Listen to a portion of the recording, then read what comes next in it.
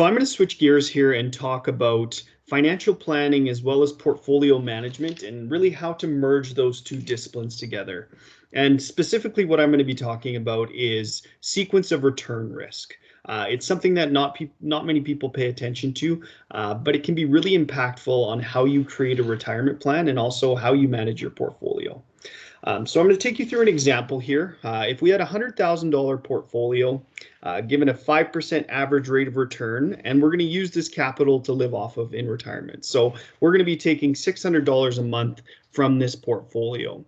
We would want to know, how long does this money last? And given that flat rate of return, our money would be depleted by age 89. So this is something that Rob and I see often, is a asset projection rather than a retirement plan. And there can be some pitfalls to using a static rate of return, because I'm sure all of us, we haven't looked over our statements the past 10 years and seen the exact same rate of return each year. No, we know that equity markets move up and down, some years a lot, some years less. So the way to project that would be to use a sequence of returns. So I'm going to run this scenario again, only now I'm going to use different rates of return each year. And we're going to keep it simple, so we'll just use 3 rates of return and we'll keep cycling through. So in the first year, we're going to get a 5% rate of return. In the second year, we get a negative 15% rate of return.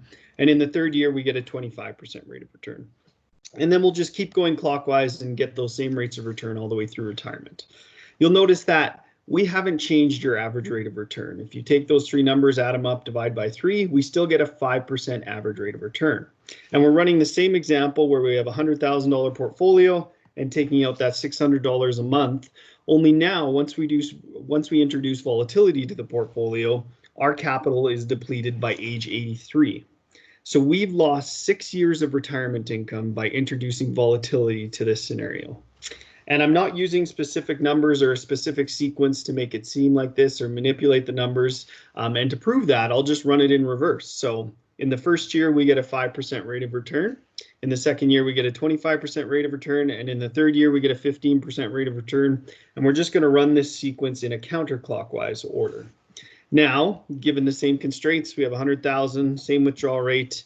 Our capital is depleted by age 87. So we've still lost 2 years of retirement income by introducing that volatility to the portfolio. And that's what sequence of return risk is. We cannot accurately predict what return we get in the next year. So the problem becomes, how do we fix that sequence of return risk? And really what you do is through proper portfolio management, and you can test all of the recommendations and changes that you make in a portfolio with a Monte Carlo analysis. So I'll explain what a Monte Carlo analysis is. What you do is a Monte Carlo analysis takes a lot of information and a lot of inputs to spit out a result. So instead of just putting a static rate of return, what we do is we plug in an individual's portfolio down to the specific asset allocation. We would know the fixed income and equity, and we would also know the volatility of the portfolio. And the way we know that is through standard deviation. And what standard deviation is it's just a range of returns that the portfolio is expected to get. So the hypothetical range that are most likely to happen. So what a Monte Carlo analysis does is it will pick random rates of return within that range each year of retirement. So we can see from age 65 all the way onwards, we're going to be picking a random rate of return in that range each year. And then we're going to run retirement over 600 times. And when we do that, what we get is a scenario that looks like this. Now, from that scenario, you will get a passing grade. You will get how many times out of that 600 would I be successful in reaching my financial goals. And you can see there's a wide array of different outcomes that could happen. Some years we run out of money quite early, and in other times we have a large estate to hand down to the next generation. But really, when it comes to a Monte Carlo analysis, if you make changes in your portfolio, you can see how that affects the outcome or the success rate. And if we still get that same hypothetical rate of return or your required rate of return while reducing volatility in the portfolio, what you get is an outcome that actually looks like this. So we would shave off some of the volatility or the highly volatile areas, and your success rate would actually increase. Now, the second thing to take from a Monte Carlo analysis is if we're going through retirement here and you're along this line and we start to deviate from this path somewhere along the line, we're not just going to run out of money by age 86. Part of working with a financial planner is updating your plan and updating your portfolio to get you back on track here. So things that you can do with your financial planner are rebalancing on a consistent basis. You might want to take money from different asset classes in different market conditions to return to that line there to ensure that you reach your financial goals. So I know that Monte Carlo can be a tough concept to wrap your head around. I know the first time I heard it, I didn't quite understand how I could have the exact same average rate of return as somebody else, but have a different outcome than them and a different amount of money at the end of the day. So I'm the type of guy that needs to prove it to himself. And I actually created a big Excel spreadsheet, and I took the actual rates of return from the TSX over a 25-year period. And then I ran that through a retirement scenario. And then I ran it in reverse, and you actually get drastically different outcomes when you do those two exercises. So it's something that's really important for specifically retirees or those people who are withdrawing on their capital to live off of, because volatility can have a large impact on your successful retirement compared to those who are putting money into their portfolio. And that's scenarios where volatility can actually work to your advantage. You can buy on the lows, you can put money in on a dollar cost averaging basis, but really the management of a portfolio should change when you reach that retirement age. So with that being said, I said at the beginning I'd be talking about portfolio management as well as financial planning and really how those two merge. So to talk about the financial planning, I'm not going to get into too much detail on all the specific numbers here because that's not really the point. This scenario might resonate with some, it might not resonate with others. But really the point of looking at this is to say, when it comes to financial planning, a good financial planner should be able to show you a tangible difference that their advice makes to you. So to your situation and really how that affects on the long run.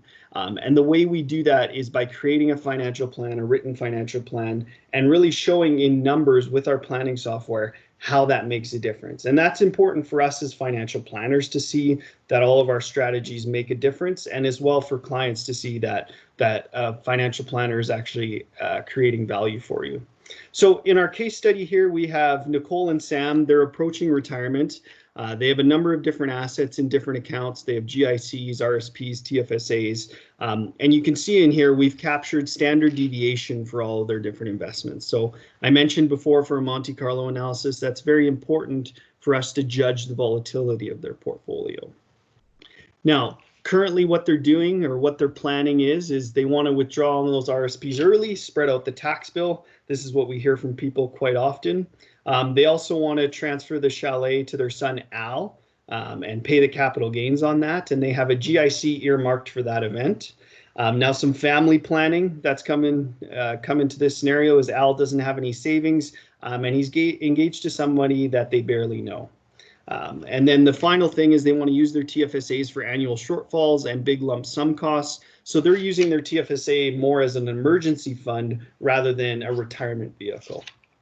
Now, the first place we start is through cash flow. So we want to know, what are they spending? What are their fixed expenses that they need to cover in retirement?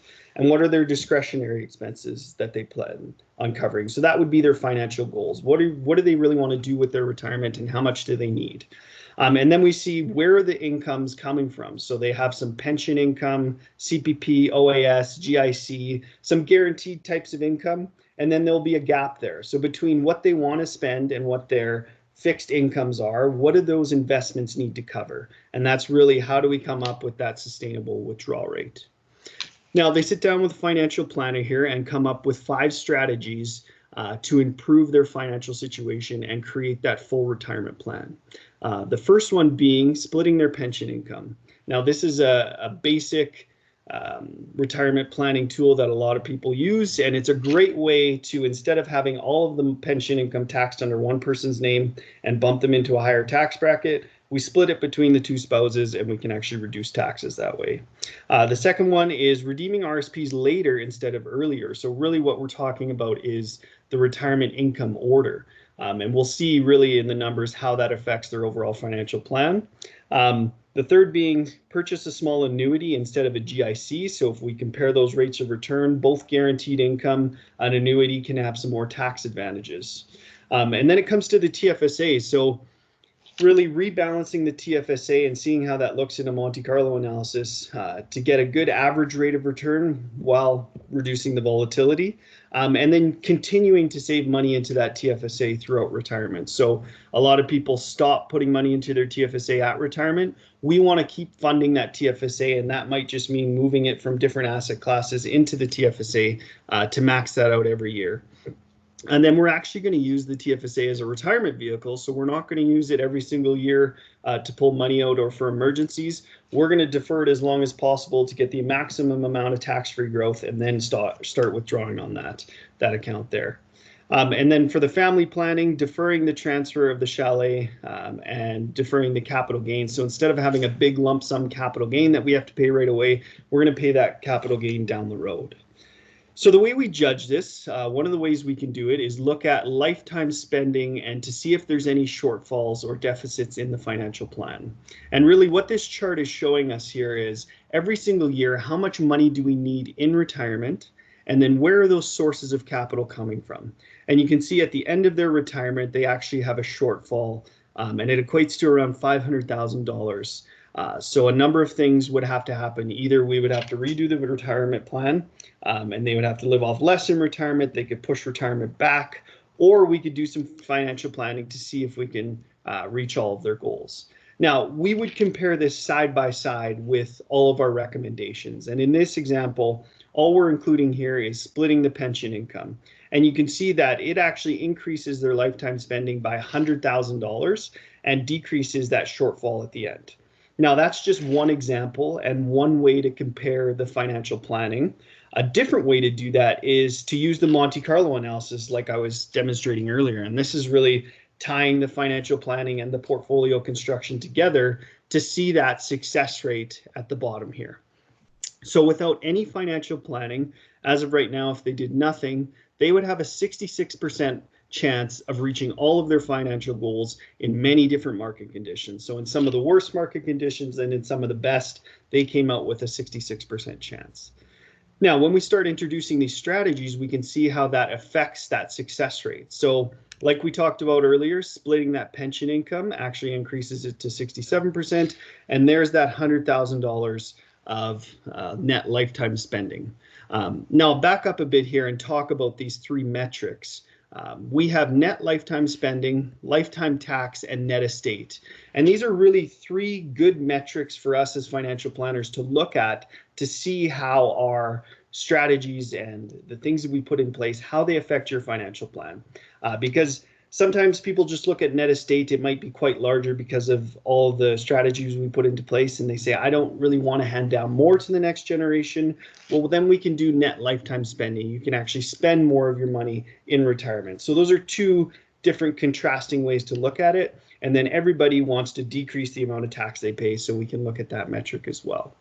So the second piece that we put in is change the order of redemption. And you can see that really affected that success rate a lot. So we jumped from 67 all the way to 83%. And it affected net estate, lifetime tax, and lifetime spending in that order. Now, the third one is buying an annuity, and that bumps it up to 89% as well. We save more tax buying the annuity rather than using that GIC. The other one was optimizing the TFSA, and that bumps us up to 92%. So really using the TFSA and being effective with that TFSA makes a large difference down the road. And then the final one being defer the cottage capital gain payment. So the longer we can defer that capital gain, rather than paying the tax today, we want to defer that as long as possible. That gets us up to 95% success rate. And that's really the takeaway here, is to see we started at 66% with no planning. That was our likelihood of success through retirement. And through all the financial planning, using the software, we were able to show that we increased that to 95%. So we increased lifetime spending by over $500,000, decreased lifetime tax by $124,000, or increased their estate by $1 million. So really significant way to show that the advisor in this scenario is adding a lot of value through that financial planning.